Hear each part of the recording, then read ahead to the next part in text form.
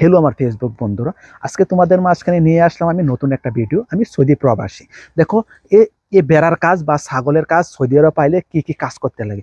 তোমার কাজের টাইম সকাল 6টার সময় তুমি বাড়িবা, মাঠে ছাগলটি লইয়ে সেরে তারপরে তুমি 11টার সময় আইবা। 11টা আওয়ার পরে কিন্তু তুমি এই যে ছোট ছোট বাচ্চাদের রেখে গেছো, এই বাচ্চাদের কিন্তু দুধ খাওয়াইতে লাগবে। তো দুধ খাওয়াইতে গেলে তোমার কিন্তু এখানে কমসে কম 1 থেকে 1.5 ঘন্টা বাজে জায়গা, এক থেকে 1.5 ঘন্টা লাগে কিন্তু এই ছোট ছোট বাচ্চাদের কিন্তু দুধ খাওয়াইতে। তারপরে তুমি এরপরে তুমি রুমে যাবে, রুমে যাওয়ার পরে তোমার খাওয়া দাওয়া বানাইবা, খাওয়া একটু রেস্ট করবা, রেস্ট করার পরে কিন্তু আবার তুমি 3টার সময় আবার চালু হইব। 3টার সময় চালু হইলে কিন্তু আবার 3টা থেকে 6টা পর্যন্ত তোমার ডিউটি থাকবো।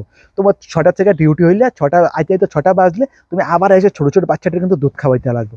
তো দুধ খাওয়াইতে খাওয়াইতে আবার বাজে যাবো 8টা, সাড়ে 8টা বাজে জায়গা। তো এডিরে সারাদিন আইসে এত পরিশ্রম করে এসে এডিরে একটু পানি দিতে লাগবে। এরকম করতে করতে সাড়ে 8টা 9টা বাজে জায়গা। তো সাড়ে 8টা 9টার সময় তুমি কিন্তু অবশ্যই আবার রুমে যাবে, রেস্ট করবা, রেস্ট করে আবার খাওয়া দাওয়া বানাইবা, খাইবা, তারপরে ঘুমাইবা।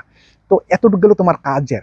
আর গরমের সময় এত পরিশ্রম, এ এত পরিশ্রম মাঠে, মানে হিসাব সেটা তুমি দেখো, সকাল 6টার সময় বাড়ি এসছো, তোমার কমসে কম তুমি সারাদিন কিন্তু বাইরে বাইরে আসো, খালি খালি দুপুরবেলা 1-2 ঘন্টা একটু রেস্ট করতে পারছো, এই সময় কিন্তু রুমের ভিতরে আসো।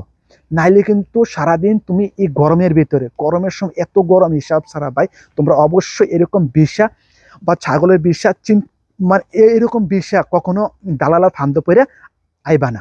তো তোমরা আমি একটাই কমু, এরকম বিষয় আইবা না, অন্য বিষয়ে আইবা। আর যদি তোমরা আমার ইউটিউব চ্যানেল থেকে নতুন হয়ে থাকো, তো আমার ইউটিউব চ্যানেলটা সাবস্ক্রাইব করে দিও।